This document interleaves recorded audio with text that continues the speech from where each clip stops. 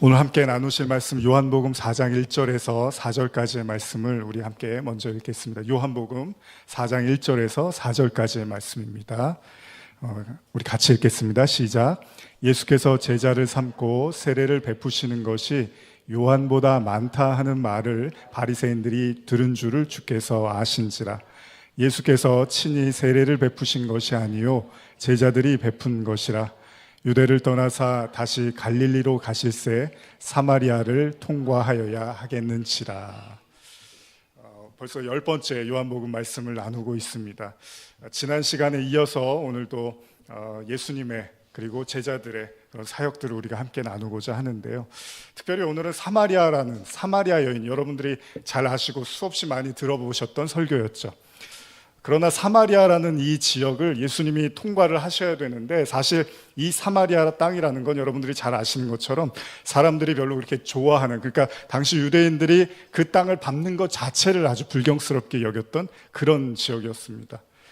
그러니까 사실 예수님도 그 땅을 지나서 가기는 하시지만, 왜냐하면 이제 갈릴리로 가셔야 되기 때문에 그 동네를 지나는 가시는데, 아마 제자들도 그렇고 주변의 사람들이 예수님의 그런 행적에 대해서 매우 좀 당황스러운 그런 모습을 생각을 했었을 것 같습니다. 왜냐하면 절대로 이방인들이라고 생각했던, 그러니까 유대인들이 그 지역의 사람들은 이방인과 다르지 않다라고 여겼던 그런 동네였거든요. 그래서 예수님도 실제로 스스로 그런 말씀을 하셨는데, 마태복음 10장 5절에서 6절 보면 이런 말씀을 하십니다. 예수께서 이 12를 내보내시며 명하여 이르시되 이방인의 길로도 가지 말고 사마리아인의 고을에도 들어가지 말고 오히려 이스라엘 집에 잃어버린 양에게로 가라, 이렇게 말씀하십니다. 그러니까 예수님 당신도 이 사마리아 땅은 들어가지 말라고 제자들한테 이 얘기를 하셨던 그런 동네를 예수님이 먼저 지나가시겠다고 지금 성경에 기록이 되어 있는 거죠.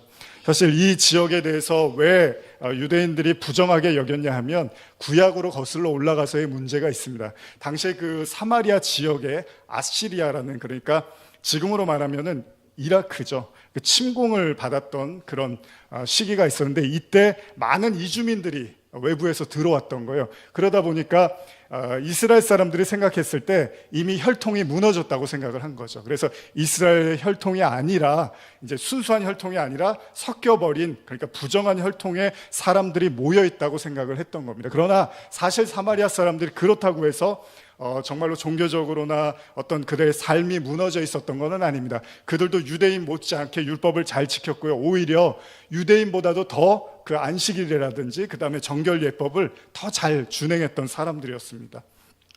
그럼에도 불구하고 그 이라크, 아시리아에서 들여왔던 이방 종교들도 사실은 좀 혼합되어 있는 부분들이 있다 보니까 이스라엘 백성들은 단호하게 사마리아 사람들을 부정하다고 생각을 했던 거죠. 그래서 바벨론 포로, 구약에서 바벨론 포로에서 이스라엘 백성들이 들어왔을 때 성전을, 이제 무너졌던 예루살렘 성전을 다시 재건하려고 할 때 사마리아 사람들도 같이 도와주겠다고 했습니다. 그러나 이스라엘 사람들이 단호하게 거절을 합니다. 이때부터 서로 이제 충돌이 빚어졌습니다. 그래서 내가 더 혈통이 순수하다, 내가 더 정통이다, 이 싸움을 계속 벌입니다. 나중에 심지어 유대인들이 그래서 사마리아 사람들을 거의 개나 돼지로 취급을 할 정도로, 그러니까 사람으로도 여기지 않았던 그런 지역이었던 거죠. 근데 그 사마리아 사람들은 나름대로 율법을 지키고 신앙생활을 하면서 한 가지 믿음이 있었는데, 자신의 지역에 있었던 그리심산이라는 곳에서 하나님께서 거룩한 예배를 받으실 거다라는 그런 믿음을 갖고 나름대로 열심히 신앙생활을 했던 사람들입니다. 자, 예수님이 이 부정한 땅에 오늘 지나가시려고 합니다. 자, 요한복음 4장 5절에서 9절까지의 말씀을 또 같이 읽겠습니다. 시작. 사마리아에 있는 수가라 하는 동네에 이르시니 야곱이 그 아들 요셉에게 준 땅이 가깝고 거기 또 야곱의 우물이 있더라. 예수께서 길 가시다가 피곤하여 우물 곁에 그대로 앉으시니 때가 6시쯤 되었더라. 사마리아 여자 한 사람이 물을 길르러 왔음에 예수께서 물을 좀 달라 하시니 이는 제자들이 먹을 것을 사러 그 동네에 들어갔음이로라. 사마리아 여자가 이르되 당신은 유대인으로서 어찌하여 사마리아 여자인 나에게 물을 달라 하나이까 하니 이는 유대인이 사마리아인과 상종하지 아니함이로다. 방금 제가 말씀드렸던 내용들이 그대로 기록이 되어 있죠. 예수님은 드디어 사마리아에 있는 수가라는 동네에 머물게 됩니다. 그리고 가장 무더운 시간 6시, 우리 시간으로 하면 12시 정오를 의미하죠. 예수님은 목이 마르고 피곤했고 야곱의 우물가에 앉아 계십니다. 그리고 제자들은 모두 다 음식을 구하러 동네로 들어가 버립니다. 이때 한 여인이 등장을 합니다. 가장 덥고 가장 뜨겁고 가장 귀찮은 그 시간에 여인이 와서 물을 들어 갑니다.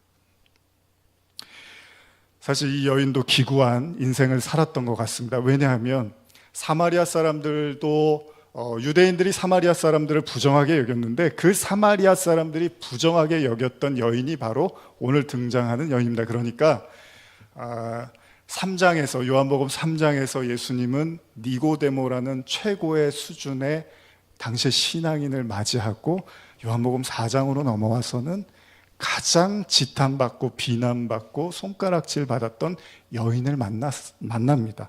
이 요한복음 3장과 요한복음 4장에 걸쳐서 기록이 되어 있습니다. 한번 잘 의미를 생각해 보실 필요가 있습니다. 사람들의 손가락이 두렵고 사람들의 시선이 두렵고 사람들의 수군거림이 두려워서 사람들이 없을 때 조용히 혼자 나와서 물을 들어 온 여인을 예수님이 맞이합니다. 근데 놀라운 건 여인에게 예수님이 말을 거시죠.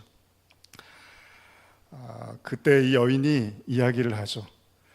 왜 나한테 물을 달라고 하고 왜 나한테 말을 거십니까? 원래 우리는 말을 섞지 않는 관계가 아닙니까? 라고 이야기를 합니다.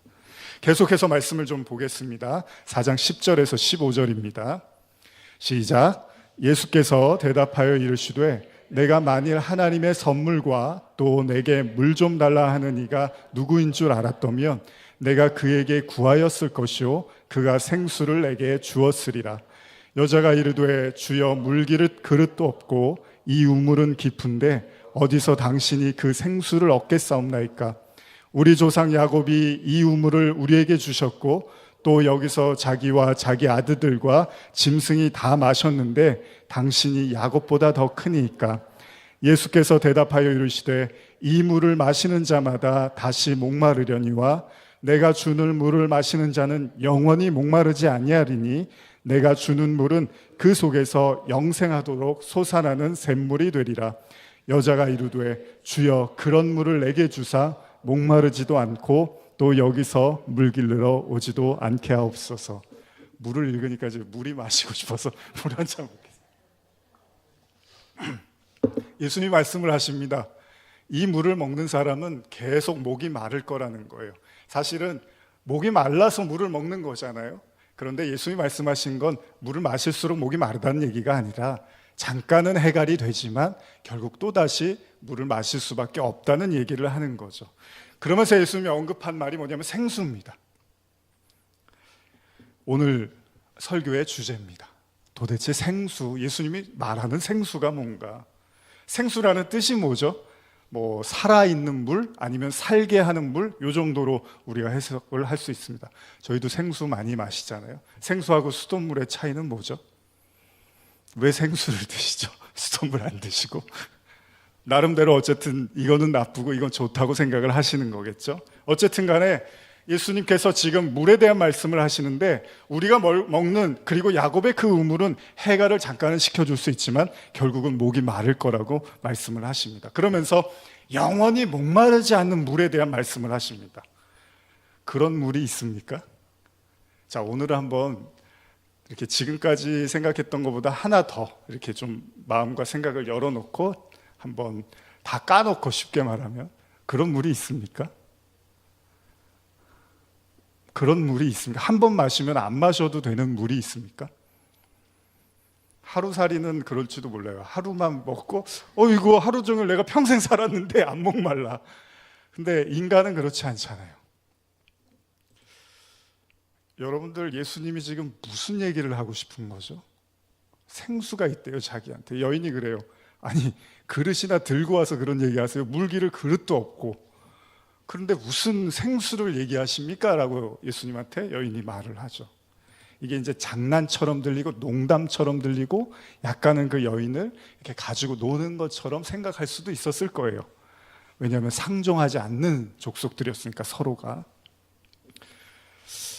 성경은 물에 대한 이야기를 많이 하십니다. 그리고 예수님이 지금 본격적으로 생수라는 언급을 표현을 하시죠. 그래서 물을 한번 찾아봤습니다. 가장 처음 물에 대한 이야기가 등장하는 구절이 어디 있을까요? 여러분들이 잘 아시죠? 창세기 1장 7절에서 10절까지인데요. 제가 천천히 읽어드리겠습니다. 이처럼, 우리말로 읽어드리겠습니다. 이처럼 하나님께서 공간을 만드셔서 공간 아래의 물과 공간 위의 물을 나누시니 그대로 됐습니다. 하나님께서 이 공간을 하늘이라 부르셨습니다. 저녁이 되고 아침이 되니 둘째 날이었습니다. 하나님께서 말씀하시기를 하늘 아래의 물은 한 곳에 모이고 묻이 드러나라 하시니 그대로 됐습니다. 하나님께서 이 묻을 땅이라고 부르시고 모인 물을 바다라고 부르셨습니다. 하나님께서 보시기에 좋았습니다. 창세기 1장에 제일 먼저 등장합니다. 여러분들이 잘 아시는 것처럼 하늘과 땅을 창조한 그 이후의 사건에서 기록이 되어 있는데, 지금 궁창이라는 단어가 등장을 합니다. 하나님이 궁창을 만들고 그 물을 위의 물과 아래의 물로 나누었다고 해요. 위의 물은 뭐죠? 아래의 물은 뭐죠? 아래의 물은 바다라고 얘기를 해요. 그럼 위의 물은요? 그 바다나 그 물이 증발해서 비가 내리는 거잖아요. 위의 물이 따로 있는 게 아니잖아요. 그러면 위의 물은 도대체 뭐냐는 거예요. 아래 물은 바다라고 이야기를 하는데, 어쨌든 간에 우리가 생각했을 때 그러면 결국 이 바다의 물이라는 게 존재를 하고 이 땅에서 우리가 마시는 그 물 있잖아요. 근데 그 위의 물은 그렇게 우리가 마시고 먹을 수 있는 그런 차원의 것이 아니라 하늘에 어떤 것을 담은 물이 존재한다라는 거죠. 그래서 그것을 생수, 진리, 이런 개념으로도 우리가 이해를 할 수 있습니다. 그러니까 예수님께서 지금 야곱의 우물물을 얘기하는데, 이 물은 마셔도 목이 마른데 하늘에 어떤 물이 존재하는데 하나님으로부터 온 그 물은 마셔도 더 이상 목마르지 않는 그런 물이 존재한다라는 이야기를 하고 계시다는 거죠. 그래서 예수님이 자신이 줄 수 있는 물이 있는데 그걸 생수라고 지금 언급을 하고 있습니다. 자, 그러면 어쨌든 위의 물, 아랫 물의 개념을 우리가 들었어요. 그러면 생수, 자, 생수는 하나님으로부터 온 물이겠죠. 그러면 생수의 반대는 뭘까요? 지금 예수님이 내가 주는 물이 생수야라고 이야기를 하는데, 그럼 생수가 아닌 다른 물은 무슨 물이죠? 살아있는 물이 아니라는 얘기죠. 자신이 주는 물이 생수라면 그 외에 다른 물은 살게 하는 또는 살아있는 물이 아니라는 의미로 얘기를 하는 거죠. 자, 출애굽기 15장 22절에서 25절을 우리 한번 같이 천천히 읽어볼까요? 출애굽기 15장 22절에서 25절입니다. 시작. 모세가 홍해에서 이스라엘을 인도하매 그들이 나와서 수르 광야로 들어가서 거기서 사흘 길을 걸었으나 물을 얻지 못하고 마라에 이르렀더니 그곳 물이 써서 마시지 못하겠으므로 그 이름을 마라라 하였더라. 백성이 모세에게 원망하여 이르되 우리가 무엇을 마실까 하매 모세가 여호와께 부르짖었더니 여호와께서 그에게 한 나무를 가리키시니 그가 물에 던지니 물이 달게 되었더라. 거기서 여호와께서 그들을 위하여 법도와 율례를 정하시고 그들을 시험하실세. 잘 아시는 애굽에서 종살이했던 이스라엘 백성들이 애굽을 빠져나옵니다. 하나님의 은혜였죠. 그들은 10가지 재앙을 받고 거대한 홍해라는 바다가 갈라지는 엄청난 광경도 목격했습니다. 자, 이제 더 이상의 애굽에서의 종살이로부터는 그들은 더 이상 거기에서 속박당하지 않아도 되는 완전한 벗어난 삶을 살게 된다고 생각했고, 그들은 출애굽기 15장에서 놀랍게 하나님을 찬양하고 기쁨으로 하나님 앞에 노래합니다. 그런데도 불구하고 그 기쁨이 채 가시지도 않을 무렵 그들은 심각한 어려움에 직면하게 됩니다. 이스라엘 백성의 광야 생활 속에서 종종 그들은 우리가 봤을 때 마실 물이 없어서 원망하고 불평하는 내용들을 여러분들이 잘 아십니다. 그럴 때마다 하나님이 모세를 통해서 물을 이렇게 베푸시는 장면들을 우리가 잘 알고 있죠. 지금 본문도 그렇습니다. 이스라엘 백성들이 갑자기 그 하나님의 영광을 보고 그 기적을 봤는데 갑자기 문제가 생겼는데, 그 문제가 뭐냐 하면 물이 써서 물을 못 마시게 되는 거죠. 왜 홍해를 건넌 후에 그들은 쓴 물을 대할 수밖에 없었을까요? 사실 진정한 의미에서, 큰 의미에서 생각해 본다면 하나님께서 홍해라는 그 길을 가르시고 그 다음에 쓴 물을 마시게 했다라는 건 뭔가 물에 대한 말씀을 하고 싶은 거겠죠. 그래서 그들이 물에 대한 문제가 직면할 때마다 하나님을 원망하고 하나님은 물을 주십니다. 그러면 이 쓴물이 가지고 있는 의미는 뭘까요? 이 마라의 쓴물의 의미. 고린도전서 10장 1절에서 4절 보시면요, 제가 읽어드릴게요. 형제들아, 나는 너희가 알지 못하기를 원하지 아니하노니 우리 조상들이 다 구름 아래 있고 바다 가운데를 지나며 모세에게 속하여 다 구름과 바다에서 세례를 받고 다 같은 신령한 음식을 먹으며 다 같은 신령한 음료를 마셨으니 이는 그들을 따르는 신령한 반석으로부터 마셨음에 그 반석은 곧 그리스도시라. 이게 무슨 말씀이냐면요, 지금 고린도서 말씀을 통해서 바울이 뭐라고 얘기하냐면 이스라엘 백성에 대한 이야기를 하는데 그들이 구름 아래 있었고 바다 가운데를 지나며 모세에게 속하여 다 구름과 바다에서 세례를 받았다고 이야기를 합니다. 그러면 이스라엘 백성들이 홍해를 갈라온 그 사건을 지금 바울이 뭐라고 얘기하냐면 세례 사건으로 언급을 하고 있는 거라는 거죠. 그래서 신령한 음료라는 표현을 쓰는 겁니다. 하나님이 주신 물이 그냥 목말라서 원망해서 주신 물이 아니라 하나님이 의도한 물은 신령한 음료였고 그 신령한 음료는 신령한 돌, 반석으로부터 나왔는데 그 반석은 또 그리스도래요. 이게 이스라엘 백성들의 광야 이야기를 정리하고 있는 겁니다. 결국 지금 예수님께서, 하나님께서 이스라엘 백성들에게 세상의 종노릇을 벗어나게 합니다. 우리가 세례를 받는 이유가 거기에 있죠. 우리가 세례를 받는다는 건 내가 더 이상 이 세상을 의지하고 이 세상을 의존해서 사는 것이 아니라 하나님만 바라보고 주님의 자녀로 살겠습니다라는 걸 각오하는 마음에서 우리가 세례를 받는 거란 말이죠. 그러면 이스라엘 백성들도 하나님이 홍해를 가르게 해서 그들에게 홍해를 통한 세례를 베푸셨어요. 그런데 그 다음에 그들이 직면한 땅에서 나는 그 물을 마셨더니 그게 쓴물이었다는 거죠. 무슨 말입니까? 종노릇했던 애굽에서 벗어나 보니까 그동안 먹고 있었던 물이 쓴물이었다는 걸 하나님은 말씀하고 계시는 거죠. 아래의 물과 위의 물을 가르쳐 주는 거죠. 아래의 물은 바다, 짠물이라고 합니다. 그래서 여러분들을 베드로한테 뭐라고 하죠? 하나님, 예수님이 사람을 낚는 어부로 비유를 하는 게 우리는 그 바다에서 우리의 그 꼬리로 이렇게 사는 물고기로 성경은 비유를 하고 있습니다. 그래서 그 중에서 그 낚시 어부를 통해서 이렇게 낚는 거죠. 우리는 다 바다에 살고 있죠. 아래의 세상에 살고 있으니까. 그런데 그들이 그 바다를 가르지르고 나오니까 그동안 우리가 먹었던 그 물이 쓴물이었구나라는 걸 깨닫게 하시는 거죠. 그래서 그때 모세가 막대기를 그 물에 집어넣으니까 물이 단물로 바뀌는 거죠.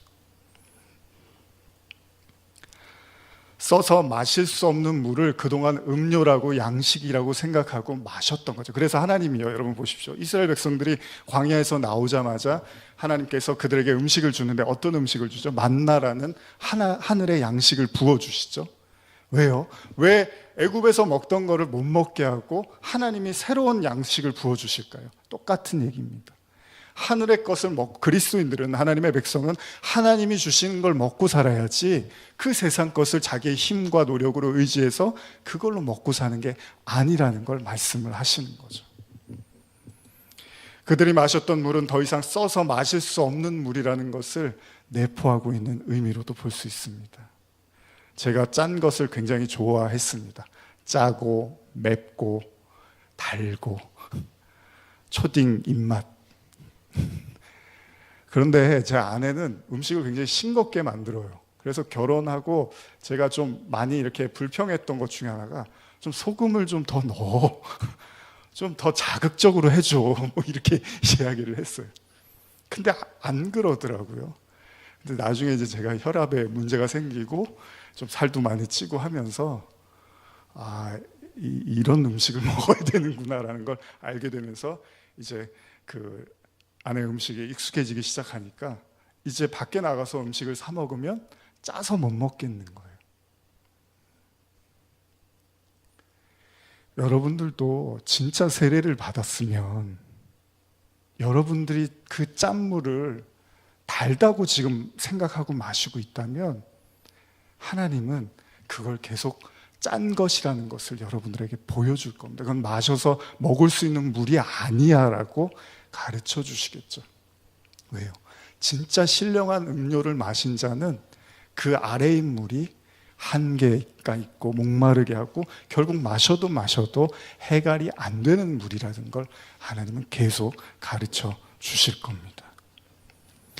창세기 1장에 나왔던 물의 이야기고요. 두 번째는 어디에 기록될까요? 오늘 이제 더 중요한 내용인데요.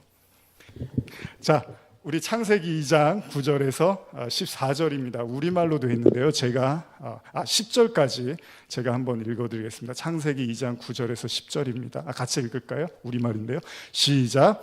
그리고 여호와 하나님께서는 보기에도 아름답고 먹기에도 좋은 온갖 나무가 땅에서 자라게 하셨습니다.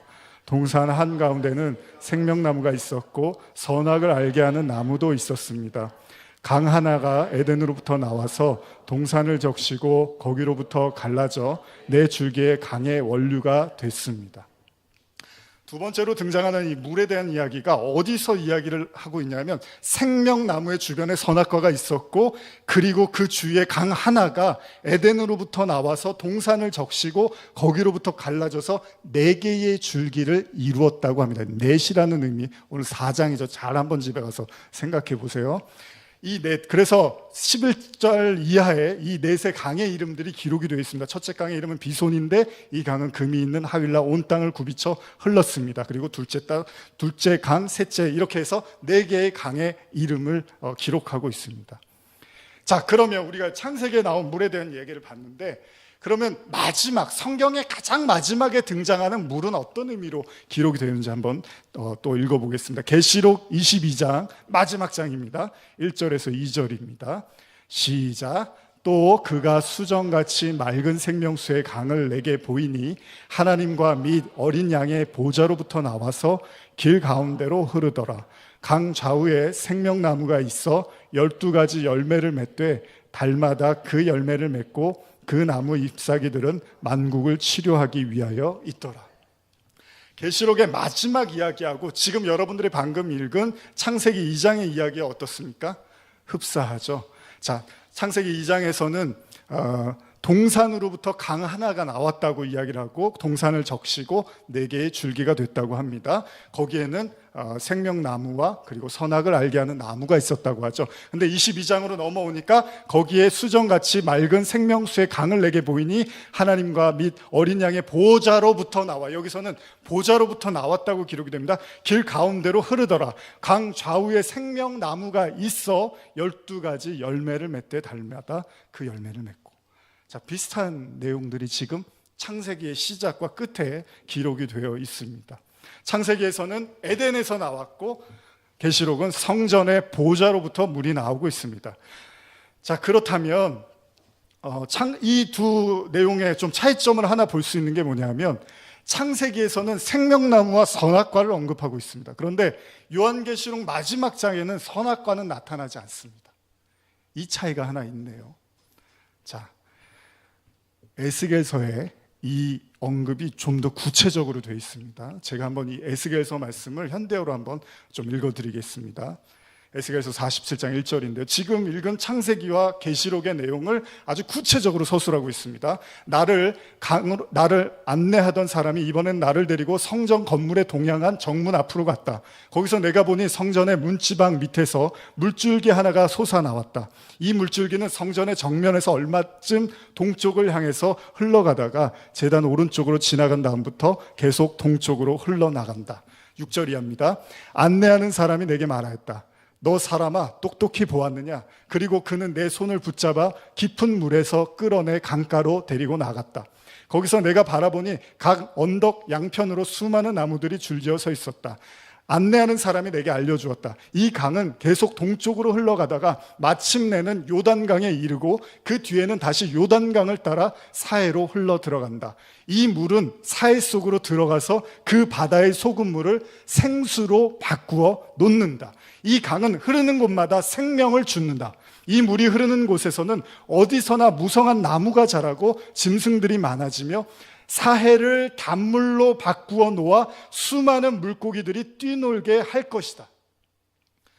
에스겔에 언급된 내용도 같은 이야기입니다. 성전에서 물이 나오는데 이 물이 가는 곳마다 쓴물을 단물로 바꾼대요. 그러면 아까 창세기와 계시록의 내용을 종합해 보면 창세기에는 선악과와 생명나무가 있었어요.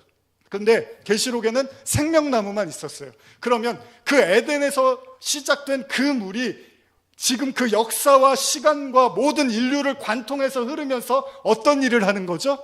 쓴물을 단물로 바꿔놓는 거죠. 그리고 다시 성전으로 들어가는 거예요.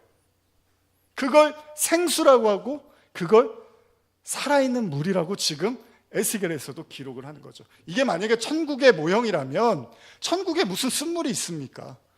그러니까 지금 이 에스겔서의 말씀은 이 땅을 사는 우리를 향한 그 역사와 그 시간과 공간 안에 있는 우리들에 대한 이야기고, 쉽게 말하면 하늘의 물이 이 땅으로 내려와서 이 땅에 있는 쓴물을 단물로 바꾸고 다시 하늘로 올라가는 그 내용을 담고 있는 거네요. 그래서 계시록은 하나님의 나라를 지금 이야기하는 거잖아요.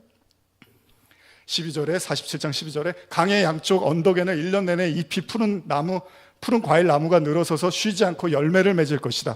모든 과일 나무가 종류대로 다달이 새로운 열매를 맺어 거기에는 1년에 12번이나 새 과일을 수확하게 될 것이다. 그 나무들은 주님의 성전에서 흘러나오는 물을 먹고 자라기 때문에 그토록 놀라운 열매를 맺게 되는 것이다. 그 과일은 특별히 맛이 좋고 잎은 약재로 사용될 것이다. 자, 이 생수가 존재한다는 걸 아주 구체적으로 서술을 하고 있습니다. 이해가 가시나요? 하늘로부터 내려온 그 물이 이 땅과 시간과 역사와 모든 것을 거치면서 하나님의 백성들을 구원해내고 다시 그 하늘로 올라가는 이 여정. 그래서 성전에서 나와서 성전으로 다시 들어가는 거예요. 이게 창세기와 계시록의 그 물에 대한 이야기를 하는 거예요. 근데 예수님이 그 생수가 내가 줄 수 있다고 이야기를 하는 거죠. 그 생수를 내가 줄 거야, 이렇게 얘기를 한단 말이죠. 그런데 이때 예수님이 16절, 요한복음 4장 16절과 19절인데 한번 같이 읽어볼까요? 시작. 이르시되 가서 내 남편을 불러오라. 여자가 대답하여 이르되 나는 남편이 없나이다. 예수께서 이르시되 내가 남편이 없다 하는 말이 옳도다. 너에게 남편 5이 있었고 지금 있는 자도 내 남편이 아니니 내 말이 참되도다. 여자가 이르되 주여 내가 보니 선지자로소이다. 자, 갑작스럽게 예수님이 이 생수를 언급한 다음에 남편 얘기를 꺼냅니다. 이 여인이 가장 대면하고 싶지 않았던 말입니다. 왜냐하면 이것 때문에 이 여인이 아마 도망다니고 사람들 눈을 피했던 것 같아요. 당시 유대인들의 그 정결 예법이나 율법에 의하면 5이나 남편이 있었던 여인은 손가락질을 받았던 그런 여인으로 우리가 이해할 수 있습니다. 그런데 예수님이 지금 생수를 언급하면서 남편을 언급하는데 이 여인이 뭐라고 하냐면 그렇습니다, 내가 남편이 없습니다 얘기를 해요. 그랬더니 예수님이 그래 맞아, 5이 있었는데 남편 아니었지. 그러면서 지금도 그 남편이 아니야 라고 이렇게 얘기를 한단 말이에요. 자, 쉽게 생각해 보면 예수님은 생수입니다. 예수님은 진리입니다. 그 생수이신 예수님이 여인에게 닿자 어떤 일이 일어납니까?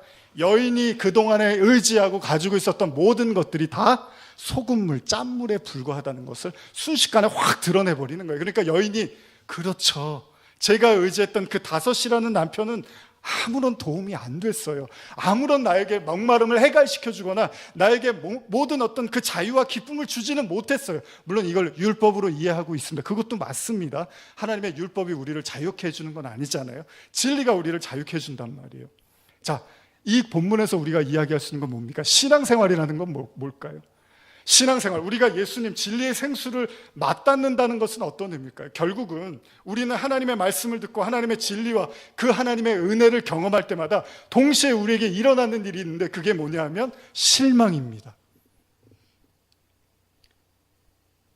여러분, 애굽에서 10개의 그 재앙이 일어나죠. 그런데 그 10개의 재앙의 대부분은 다 뭐였죠? 애굽 사람들이 의지하던 것들을 통해서 하나님이 재앙을 부어주셨습니다. 그래서 물을 나중에 피로 변하게 하는 사건 있잖아요. 애굽 사람들이 아주 기가 막힌 일을 보죠. 그 물을 마셔야 되는데 그 물이 피로 변해버리는 거예요.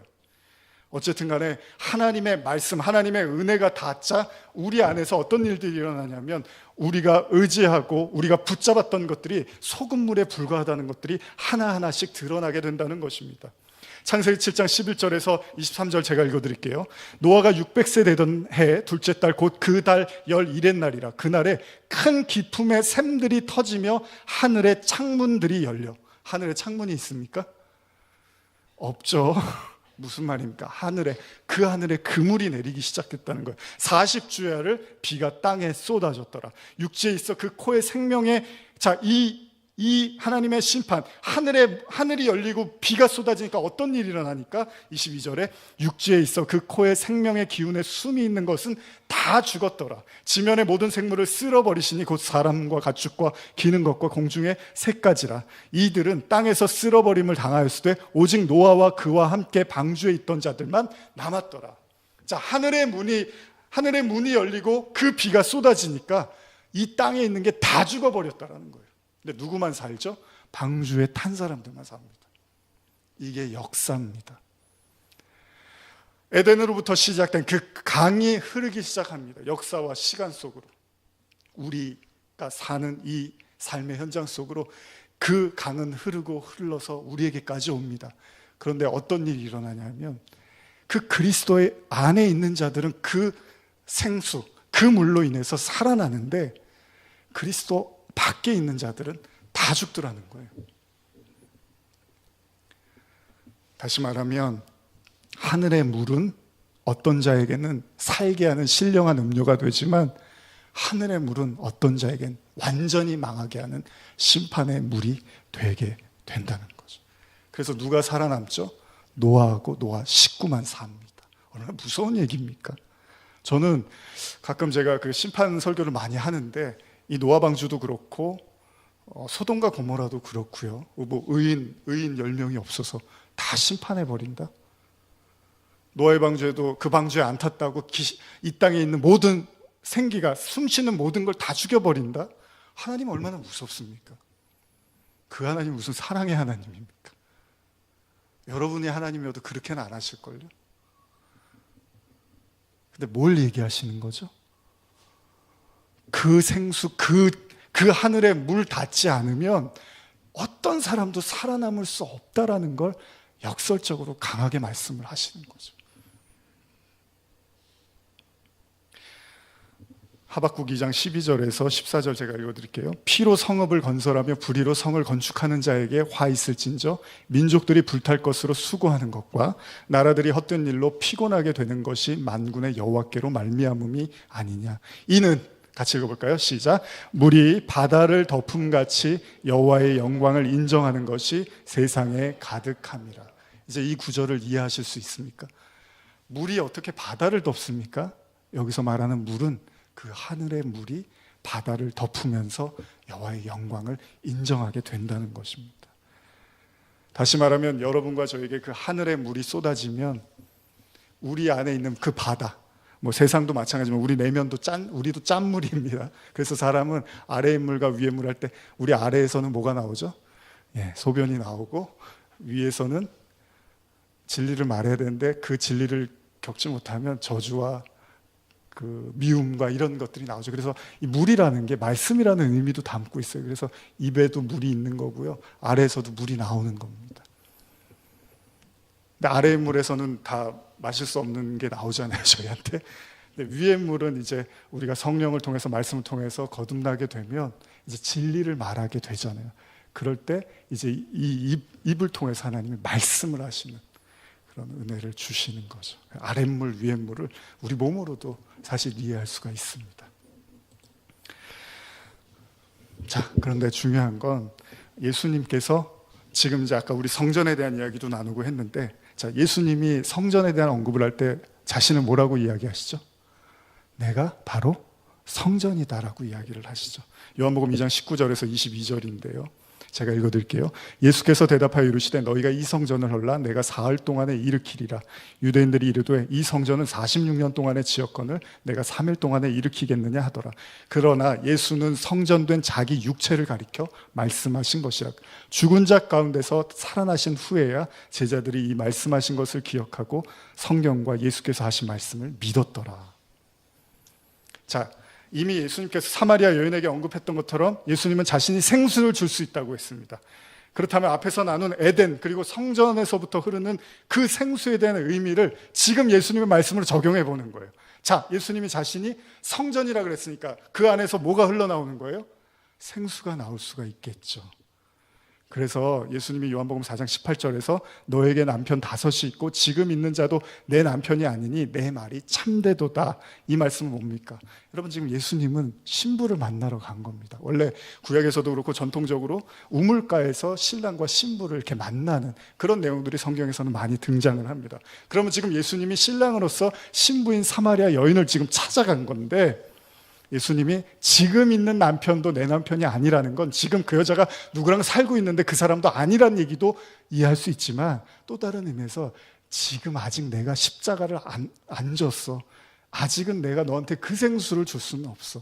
그러나 내가 십자가를 지고 하나님의 영광이 임하면 너에게 그 생수를 줄 수 있어라는 그 의미로도 볼 수 있다라는 거죠.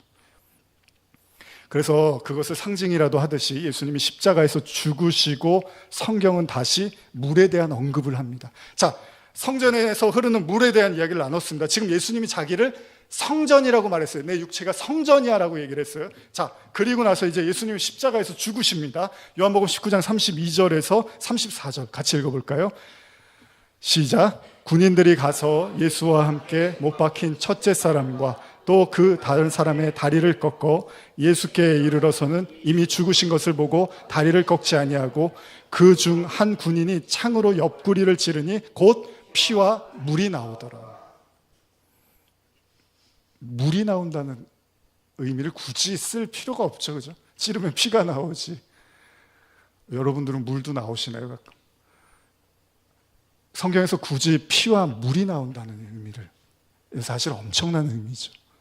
그가 죽자 그 물이 나오더라는 거예요. 그 생수가 흘러오더라는 거예요.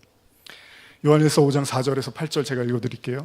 무릇 하나님께로부터 난 자마다 세상을 이긴다. 세상을 이기는 승리는 이것이니 우리의 믿음이니라. 예수께서 하나님의 아들이심을 믿는 자가 아니면 세상을 이기는 자가 누구냐? 예수님을 믿는 자가 이긴 자래요, 세상을. 자, 이는 물과 피로 임하신 이시니 곧 예수 그리스도시라.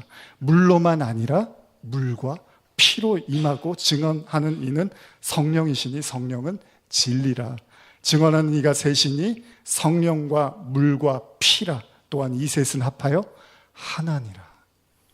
자, 그러면 예수님이 말씀하신 그 생수가 도대체 뭐냐? 그걸 우리가 지금 계속 나누고 있는데요. 지금 요한일서에서 뭐라고 합니까? 이 물과 피를 성령이라고 말씀을 하고 계십니다.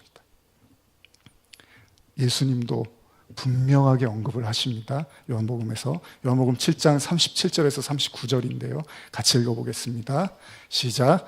명절 끝날 곧 큰 날에 예수께서 서서 외쳐 이르시되 누구든지 목마르거든 내게로 와서 마시라.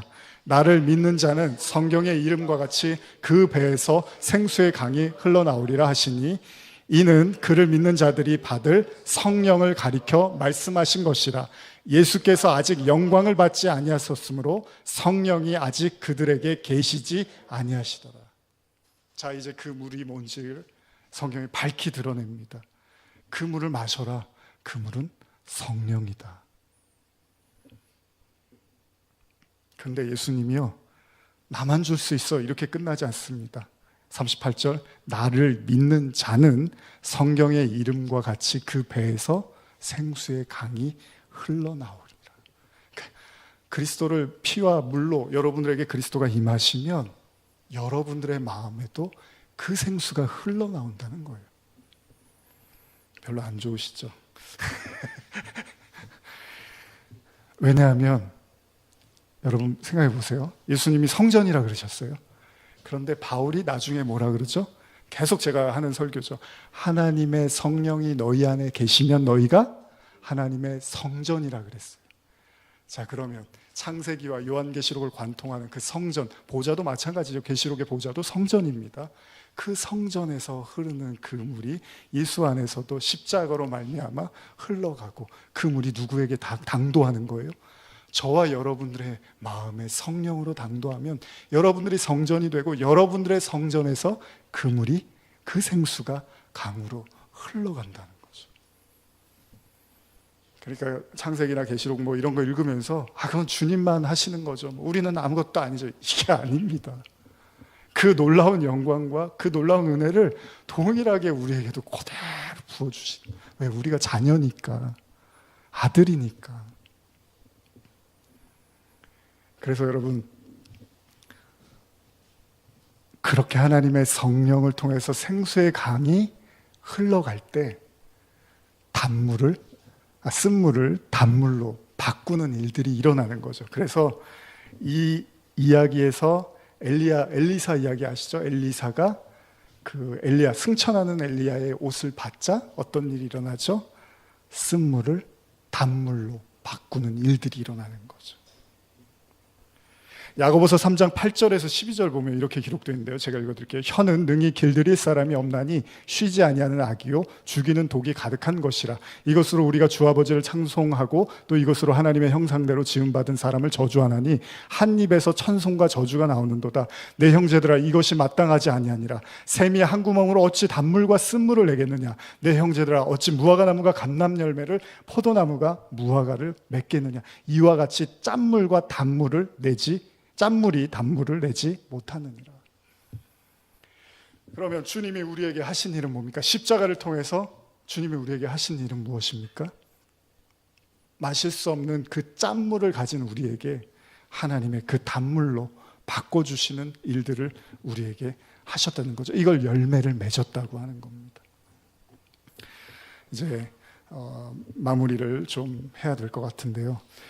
이사야서 11장 9절 우리 한번 같이 읽어볼까요? 이사야서 11장 9절입니다. 제가 2주에 걸쳐서 할 이야기를 한 주에 마무리하느라고 좀 빨리빨리 진행을 했는데 나중에 시간 되시면 설교 한번 또 인터넷으로 들어보시면 좋겠습니다. 이사야 11장 9절입니다. 시작. 내 거룩한 산 모든 곳에서 해됨도 없고 상함도 없을 것이니 이는 물이 바다를 덮음같이 여호와를 아는 지식이 세상에 충만할 것입니다. 결국 그리스도의 십자가 사건 이후에 우리에게 임하시는 성령은 우리라는 아래의 바다, 그 짠물, 그 쓴물, 그리고 먹을 수 없는 그 물을 하나님께서 그 단물로 바꿔주심으로 말미암아 더 이상 우리에게는 어떤 것도 우리를 해하지 못하고 상하게 하지 못할 것이라는 걸 우리가 이제 깨닫게 되고 고백하게 된다는 거예요. 자, 그러면 지금까지 우리가 나눴던 이야기를 잘 이해하셨다면 요한복음 4장 20절에서 26절까지 그 이후의 말씀들을 이제 쉽게 여러분들이 이해하실 수 있습니다. 한번 같이 읽어볼까요? 요한복음 4장 20절에서 26절입니다. 시작. 우리 조상들은 이 산에서 예배하였는데 당신들의 말은 예배할 곳이 예루살렘에 있다 하더이다. 예수께서 이르시되 여자여 내 말을 믿으라. 이 산에서도 말고 예루살렘에서도 말고 너희가 아버지께 예배할 때가 이르리라. 너희는 알지 못하는 것을 예배하고 우리는 아는 것을 예배하노니 이는 구원이 유대인에게서 남이라. 아버지께 참되게 예배하는 자들은 영과 진리로 예배할 때가 오나니 곧 이때라. 아버지께서는 자기에게 이렇게 예배하는 자들을 찾으시느니라. 하나님은 영이시니 예배하는 자가 영과 진리로 예배할지니라. 여자가 이르되 메시아 곧 그리스도가 하는 이가 오실 줄을 내가 아노니 그가 오시면 모든 것을 우리에게 알려주시리이다. 예수께서 이르시되 내가 말하는 내가 그라 하시니라. 왜 생수를 언급하신 주님이 예배를 이야기하시는지를 이제 좀 더 쉽게 이해하실 수 있을 것입니다. 그 생수가 여러분과 제 안에 그 성령으로, 그 생수의 강으로, 그 성전으로 임할 때 이곳에서도 저곳에서도가 아니라 바로 우리 안이 예배의 처소가 되는 거죠. 이곳에서도 저곳에서도 아니고 하나님의 나라는 너희 안에 있다. 그래서 사마리아 여인에게 이 모든 걸 다 말씀해 주시는 거예요. 사마리아 여인한테요. 니고데모한테는 얘기 안 해주세요. 자, 이제 마지막 한 구절을 읽고 마무리하겠습니다. 계시록 22장 17절입니다. 제일 마지막에 나오는 그 물에 대한 말씀입니다. 시작. 성령과 신부가 말씀하시기를 오라 하시는도다. 듣는 자도 오라 할 것이요 목마른 자도 올 것이요 또 원하는 자는 값없이 생명수를 받으라 하시더라. 자, 예수님이 사마리아 여인에게 생수를 마시라고 했습니다. 자, 그리고 우리는 지금 계시록의 마지막을 보고 있는데 여기에 보면 성령과 신부라는 표현이 나옵니다. 자, 지금 신부는 누구죠? 저와 여러분들을 의미하는 거죠. 그러면 우리가 주님의 신부인데 여기서 성령과 신부란 얘기를 하는 건 뭐죠? 그 성령을 담은 자들, 그 성령을 품은 자들, 그 성령과 신부가 외치는 것, 세상을 향해서 그 물을 또 흘려줘야 돼요. 뭐라고요? 오라! 값없이 마셔라. 목마른 자들도 다 와라. 이 물을 마셔라라고 외치는 건 저와 여러분들의 몫이라는 거예요. 왜요? 그 하늘의 물이 이 시간과 역사를 통과해서 우리에게 당도했으니까, 그 그리스도로 십자가로 말미암아 우리 안에 그 생명수가 당도했으니까 이제 우리도 그 생수를 외치는 거죠. 오라! 오라! 우리가 하는 게 아닙니다. 그리스도께서 하시는 거죠. 그러나 먼저 저와 여러분들의 모든 그 목마름이 해결돼야지만 또 우리도 외칠 것 아닙니까? 제가 오늘 좀 내용들 쭉 같이 나눴는데 마음에 와닿으실 수도 있고 안 와닿으실 수도 있습니다. 중요한 건 그 생수를 마셔야 한다는 거죠. 그리고 그 생수가 저와 여러분들을 살리는 영원한 물이 될 줄 믿습니다. 기도하시겠습니다. 하나님 아버지, 감사합니다. 보이지도 않고 잡을 수도 없고 마실 수도 없는 그 물을 성경은 이렇게 두껍게 기록하고 있습니다. 때때로 이게 무슨 얘기인가? 이게 이 세상 살아가는데 무슨 도움이 되나? 이런 생각을 할 수도 있을 것입니다. 그러나 하나님,